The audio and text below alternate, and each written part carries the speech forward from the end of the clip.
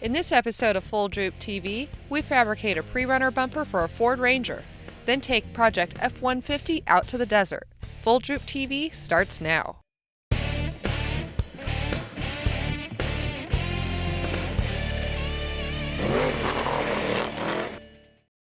This episode of Full Droop TV is brought to you in part by Swayaway.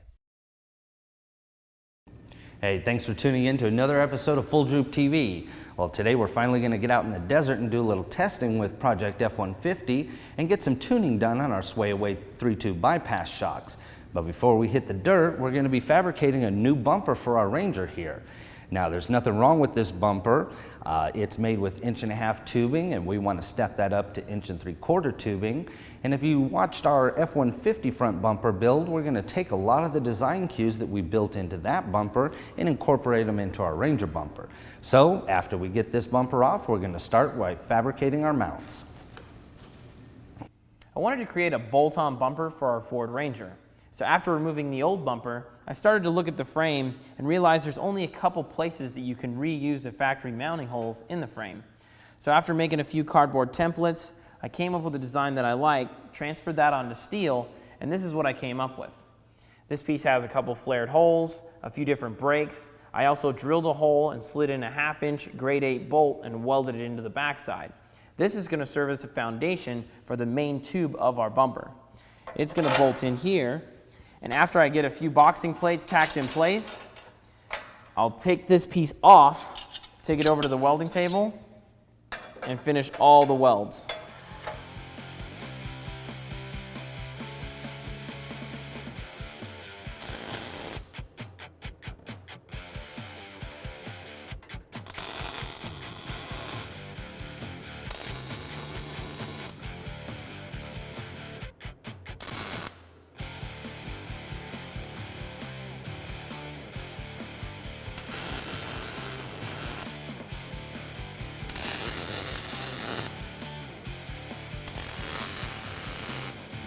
The last piece to our mount is this top boxing plate. That's going to tie all of this together.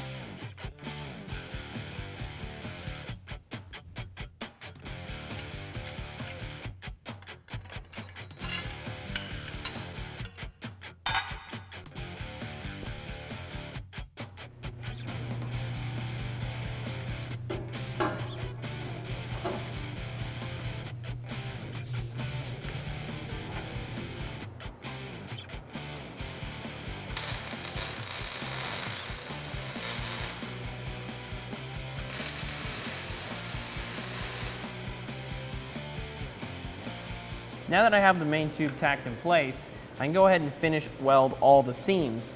Then we'll move on to cutting the excess off of this main tube.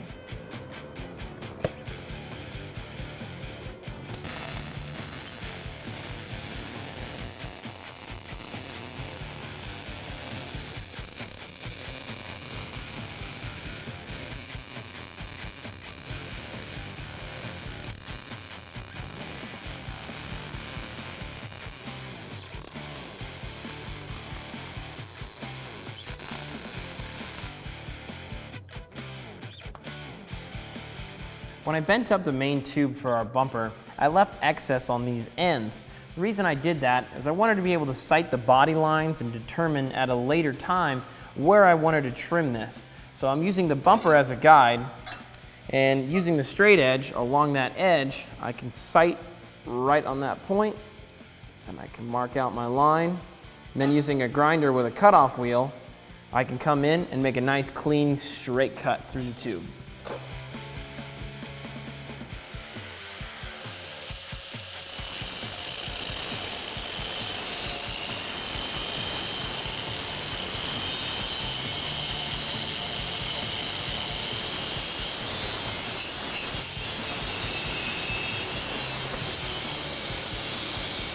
With the main tube of our bumper in place, I can start to lay out my skid plate tubes.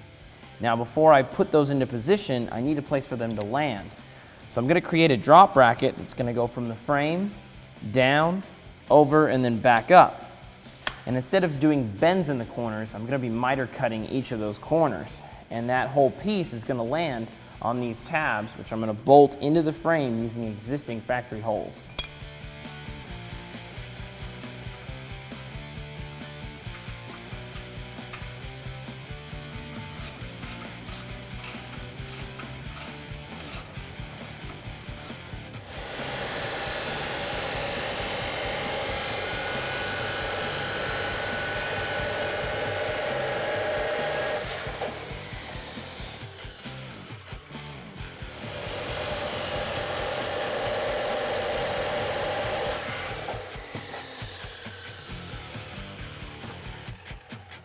To build the drop bracket for the skid plate tubes to land on, I knew I had a maximum width outside frame rail to outside frame rail of 31 inches.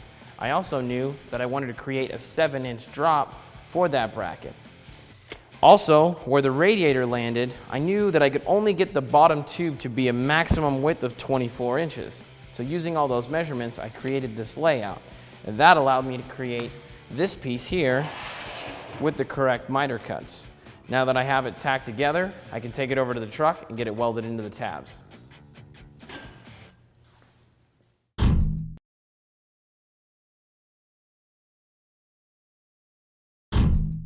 We're using some tape as a visual reference for our skid plate tubes.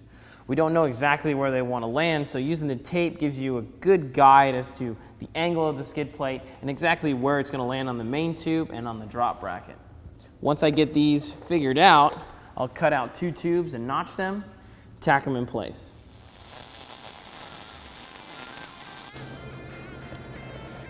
After I get these skid plate tubes tacked in place, I'm going to remove the bumper to make it easier on myself to finish all these welds on the welding table.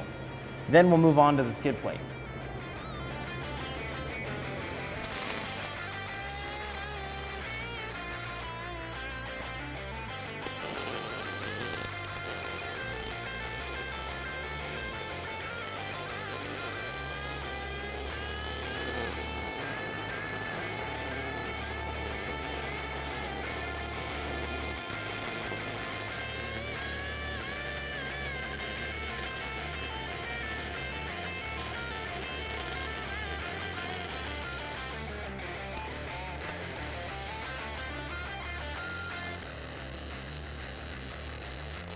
With our bumper fully welded, I've cut out this poster board template for our skid plate.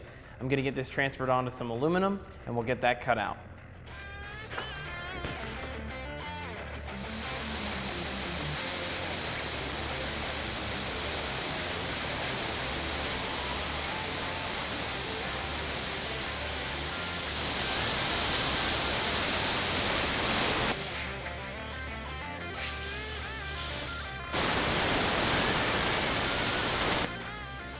I taped the skid plate onto the skid plate tubes. That way I can flip the bumper over, and when I do that, it doesn't lose its position. Now I can take our skid plate mounting tabs, slide them in place, and now I know they're going to lay nice and flat on the skid plate. I'll tack them all in, then I can mark the holes, remove the skid plate, and drill all the holes in the skid plate, as well as finish the welding on the tabs.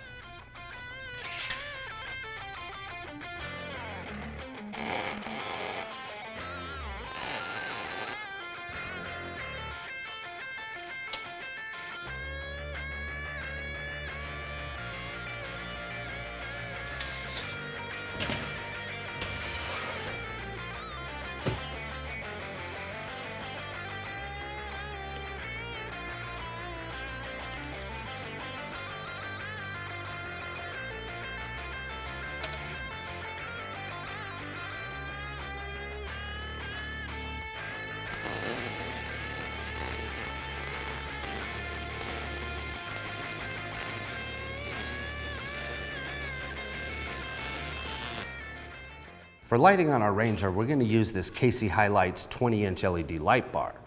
Now the housing is made from extruded aluminum, so it's strong and durable, and these fins help dissipate any heat generated by the LEDs. Now this 20-inch light bar uses 40 3-watt high-power LEDs to produce 8,000 lumens of light. Now when you're looking at how to mount your light bar, it comes with these types of mounts here that are adjustable, so you can adjust the width on wherever you need them mounted. Say you need to mount them on the side, KC Highlights does offer an optional side mounting kit. Now the other part of it that comes with your light kit is this complete wiring harness. It's got a fuse block already built in, optional switch, and the best thing about this light, it's made right here in the USA.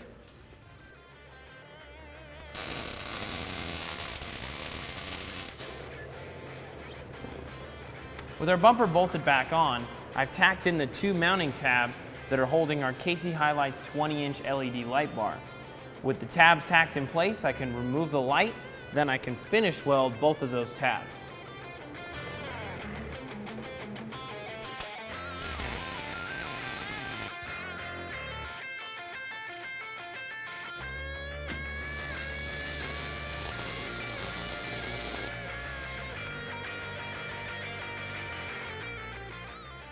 With our KC Highlights 20-inch LED light bar bolted back in place and wired, we now can finish off this bumper. The last thing we're going to do to it is add a hoop that's going to go up and over the top and back down to this other side. Once I get that cut, bent, and notched, I'll get it welded on the truck.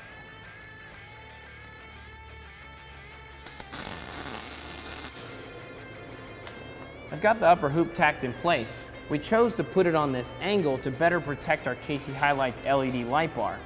Now all that's left is to finish all the welds and we're done.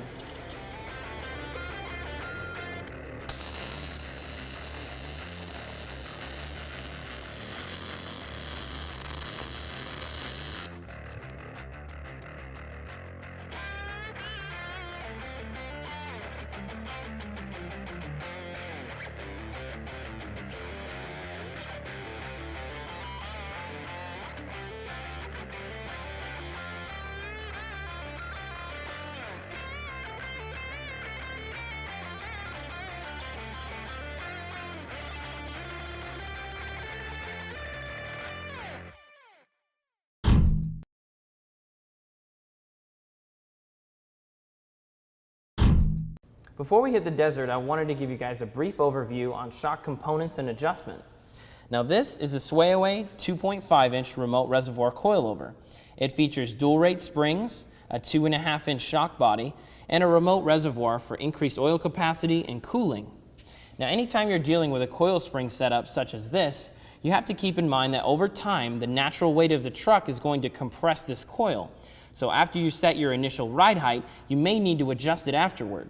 That's where the spanner wrench comes into play.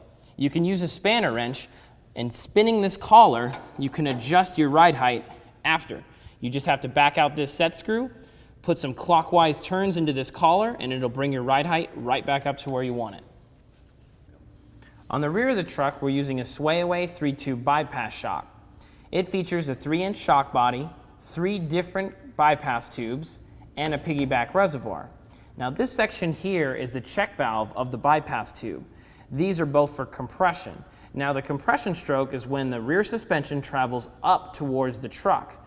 The piston inside the shock body travels up the shock body, pushing fluid down the bypass tube and into the compression check valve.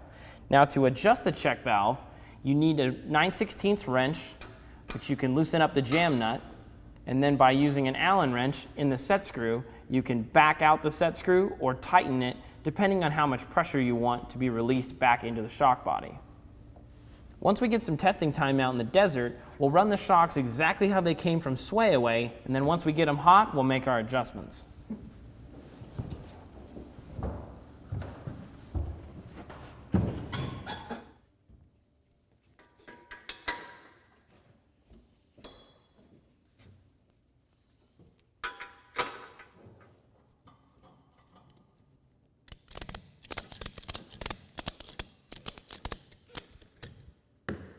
Now we're ready to hit the desert.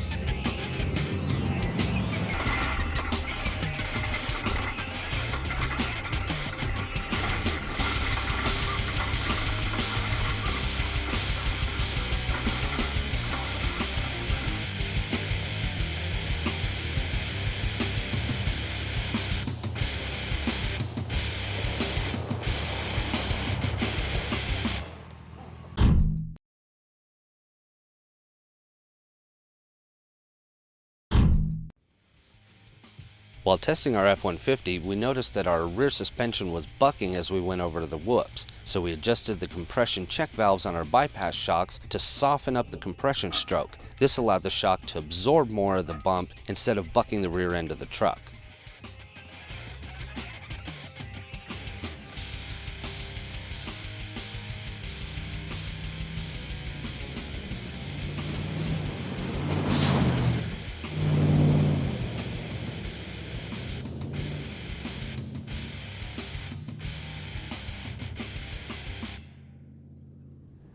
We got our Fiberworks fenders back from Worldwide Auto Body, and the paint that they use from Pro Spray is an exact color match to the cab of our Silverado.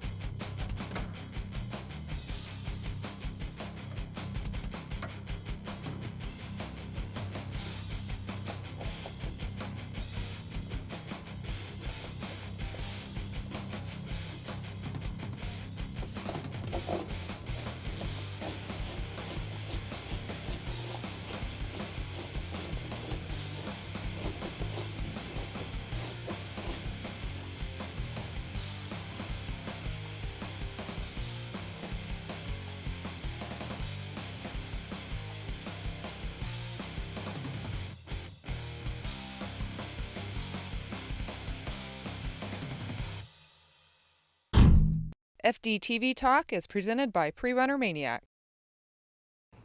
Welcome to FDTV Talk, where we answer your questions on air. And today's question comes from Jordan, and he asks, I was wondering, what is the difference between the clear and amber lights that people run in the desert?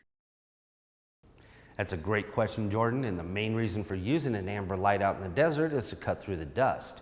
If you've got clear forward-facing lights and the dust is in the air, all you're going to see is a bunch of glare. The amber lights help you cut through that dust and see where you need to go. Now, if you've ever been to an off-road race, you'll notice that every vehicle that enters has to have a rear-facing amber light. This tells other vehicles that are coming up behind them, hey, there's somebody here. Now, if you're in one of the stock classes or the slower vehicles, you're also going to be required to run a blue rear-facing light. This signifies to others that, hey, I can't go as fast as you, don't hit me. So, thank you for the question, and I hope that answers it. If you have a question that you want answered on air, visit FullDroopTV.com and click on the FDTV Talk icon. And that wraps up another episode of Full Droop TV. Now, the next time you see this Silverado, it's going to be out in the desert with our F-150, where we're going to put both our trucks to the test. We'll also be doing some shock tuning while we're out there, and we're going to try our new JVC Addiction action cams. So until next time, we'll see you in the dirt. A few spots you can eyebrow itch. After I get all these skid plate Aldis, I'm going to transfer this onto. What you need, plus a fuse for messing up. To get us a good line with the body lines. Questions online. On air. Vroom, vroom.